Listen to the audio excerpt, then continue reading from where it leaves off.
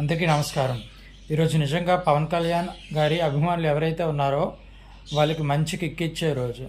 ఈ రోజున పవన్ కళ్యాణ్ గారిని డిప్యూటీ సీఎంగా అనౌన్స్ చేయడం జరిగింది. అదే కాకుండా మరికొన్ని శాఖలు ఆయనకు అసైన్ చేయడం జరిగింది.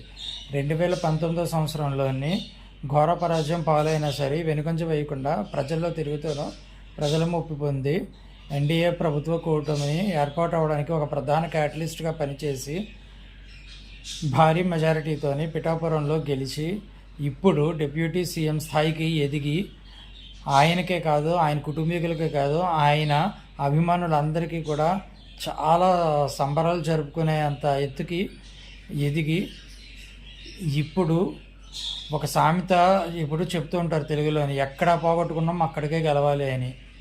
ఆ సామెతను నిజం చేసి చూపించారు శ్రీ పవన్ కళ్యాణ్ గారు, డిప్యూటీ సీఎం.